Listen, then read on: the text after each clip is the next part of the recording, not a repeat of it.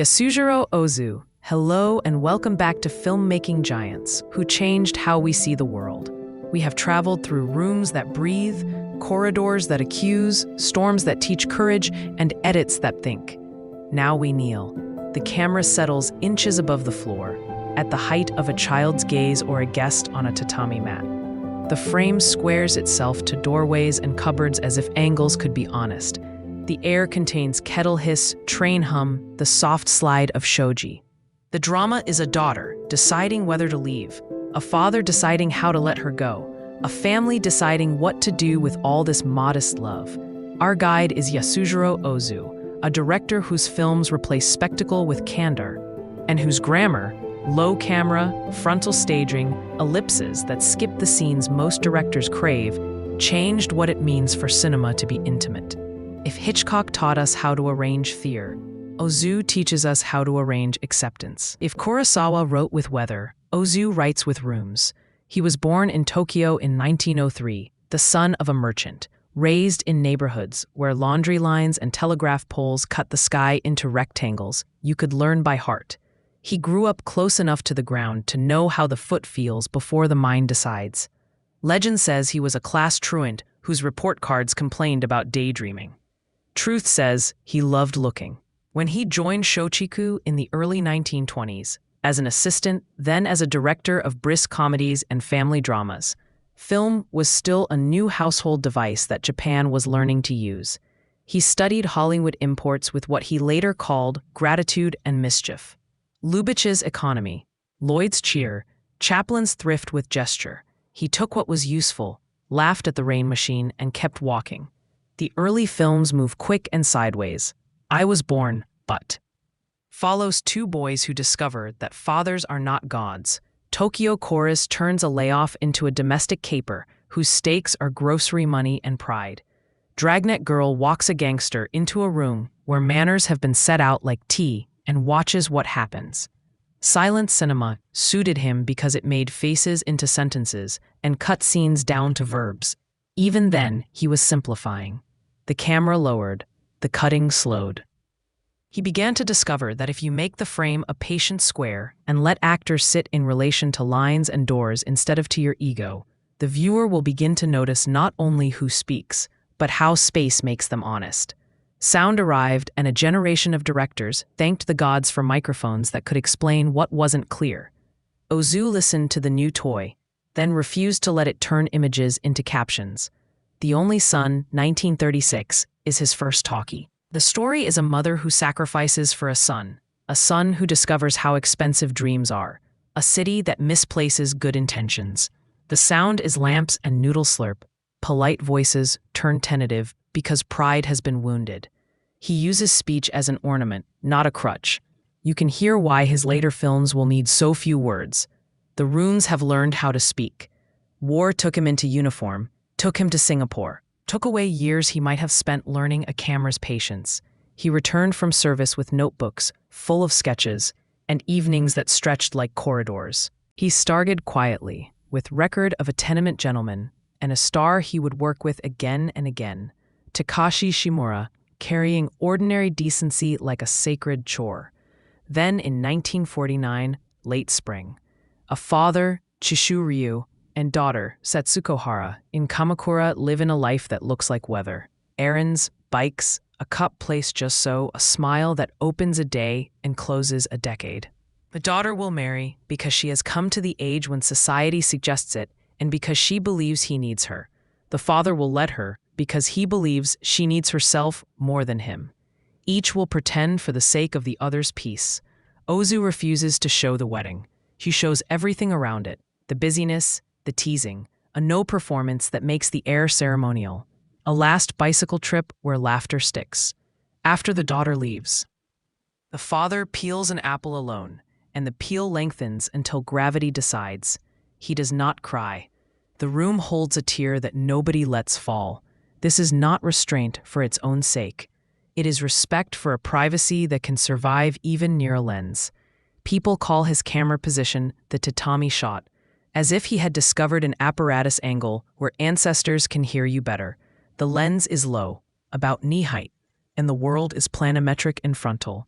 Doors stacked like sentences, faces held straight on, the edge of a table a horizon. He seldom moves the camera in the late films, not because he cannot, but because he trusts the viewer's eye to move without being shoved. He centers a kettle, a vase, a calendar, a corridor. He keeps the angle square, not as minimalism, but as courtesy. Face-to-face is not confrontation, it is fairness. He breaks rules gently. The textbook 180-degree law that keeps spatial orientation tidy. He will cross it without telling you, then reconcile you with a cutaway so honest you feel scolded for noticing. He stages conversation with both people looking slightly off camera, so that the viewer sits in the empty space between them, a guest, not a judge. Between scenes, he inserts what critics called pillow shots, borrowing a term from classical verse, images without characters, teapots steaming, laundry flapping, smokestacks breathing, waves, telephone poles, trains. They do not mean in the way that a sermon does. They breathe. They place. They respect that lives happen in a larger order than plot. A montage that wants you to feel panic will cut fast. An Ozu transition wants you to remember that patience is a physical fact. The time it takes for heat to boil water, for sheets to dry, for a crossing to tick red and then green. He learned to use these shots like commas. In early summer, the sky is irregular. He cuts to it the way a novelist returns to a refrain. In an autumn afternoon, smokestacks are friends who never stop telling the truth. He repeated himself, and was accused of repeating himself, because repetition is the backbone of family. Late spring, early summer, Tokyo Story, late autumn, and autumn afternoon. The titles are schedules. The stories are variations on the same abiding situation.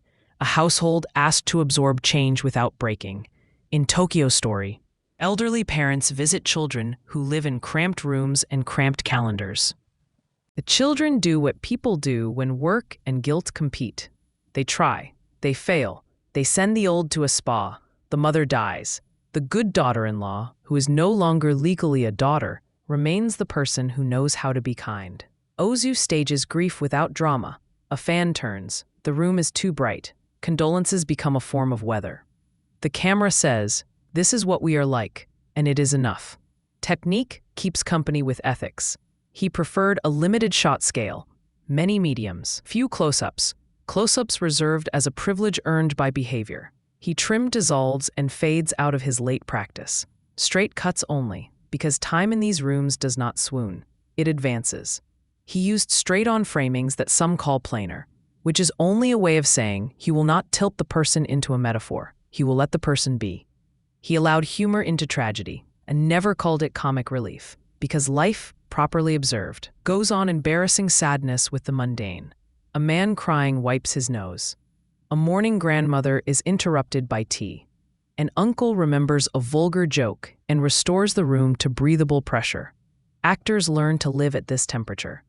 Chishu Ryu, his everyman, walks like a man who never forgot his school shoes were a size too large. His gentleness is not soft. It is the firmness of someone who refuses to call his convenience a principle. Setsuko Hara, her smile like stained glass, becomes Ozu's ideal of the daughter who understands more than she says, and then in later films, the widow or single woman who knows how to be generous without being punished for it. The deliveries are plain. The faces look just past the lens. People speak in complete sentences. They often repeat themselves as politeness. They hold silence as if it were a cup. They laugh at things too ordinary to record, until you record them and discover how much air laughter adds to a film. Color arrives with Equinox Flower, 1958, and remains with Good Morning, Late Autumn, and Autumn Afternoon. Ozu uses it the way he used black and white, as structure. A red teapot echoes a red dress, echoes a red poster on a wall so faded, you barely see it until you do. The echo binds scenes not by cause, but by tone. He does not drench, he punctuates. The boys in Good Morning decide to go on a silent strike after their parents won't buy a television. The film becomes a study in petty economics and the way language is a machine that oils neighborhoods. Color is the pleasure of laundry, the blue of a sky unwilling to stay the same from shot to shot, the green of grass around a drain where young brothers plot their next errand. The palette is not a celebration of consumer abundance. It is a field set for human scale. He loved trains. They enter as axial shots and leave as regrets. They make neighbors of distant people. In late spring, a train runs between father and daughter as if to say, time is a species of transport, and we do not choose its stops. In Tokyo Story, a train outside a boarding house window keeps the room honest. He loved kettles and cups. He loved the way a door sliding open changes the mathematics of a conversation. He loved the rectangle of a hallway and whether, this time, someone would fill it or not. He loved, above all, the small lie told out of kindness and the way it dissolves under the light of the next day. The refusal to show climaxes is not coyness. It is an argument about where meaning lives. Weddings, funerals, confessions, slaps, these are easy emphases. Ozu usually skips them or frames their aftermath instead. He trusts you to imagine the ritual and to care more about the people who must live with its consequences. In late spring, the wedding absent, you are left with a room put back together, a father alone with an apple. In an autumn afternoon, a father arranges marriage for a daughter and discovers that generosity feels like injury. The last shot is not a triumph, but a man in a kitchen with a bottle, accepting the bill for love. He teaches us to look at the seam rather than the patch. This quiet changed the craft. Paul Schrader called his practice a form of transcendental style, a way narrative can lead to stasis that opens into the sacred. David Bordwell mapped his parametric narration, where style carries pattern as strongly as plot. Shigehiko Hasumi asked us to see how anti-psychological the shots are, how they refuse to pretend the viewer can colonize a character's interior. Whatever vocabulary you choose, the effect is this. Ozu took away some of cinema's noisiest tools so that the remaining ones could do honest work. The low camera is an ethics. The frontal staging is a commitment. The pillow shot is a breath you owe to a day. He wrote with Kogo Noda, a friend whose beer and notebooks are in the DNA of these films, and shot with Yuharu Atsuda, who learned to place the rig so that the lens did not look down on anyone. The company did not move fast. They moved right. There is a famous photograph of Ozu on set, in socks, the camera squared to a sliding door, the director smiling as if he has finally gotten the world to hold still for a second. He joked that the films were all the same. He was being precise. They are. The differences are as important as the recurrence. That is how life is. He died in 1963, on his 60th birthday, leaving behind a grave marker carved with a single character, Mu. Mao. Nothingness. The character is not a melancholy. It is a reminder that emptiness is room. The films have that kind of room. When you rewatch Tokyo Story in a season when your own parents are frail, it has space for that. When you watch Late Spring the year your child leaves home, it meets you there. When you watch Good Morning after a day of trivial bureaucracies, you find rescue in a fart joke and a neighbor passing tofu. The cinema he built is not a museum. It is a home open to weather. Carry him into your work as conduct, not just as style. Lower the camera, literally if you shoot, metaphorically if you lead, so that faces need not climb to meet your gaze. Stage conversations so that the door is visible. Remember that doors represent choices, and human beings cannot be understood without their exits. Let a breath live between scenes. Trust your audience with the work of connecting. Refuse to turn private dignity into spectacle. You will be rewarded with trust that makes bolder truth possible. Learn to skip the climax in favor of the day after. And when in doubt, put on the kettle. The sound will tell you what pace your story can honor. He changed how we see the world by asking us to see what was already there. He taught the camera to kneel without submission and to look without appetite.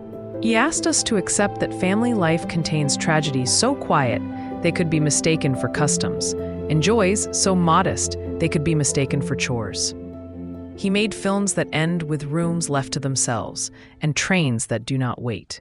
He told us, in a grammar of cups and corridors, that love is mostly arrangement, and that arrangement, done with patience, is what art looks like when it grows up.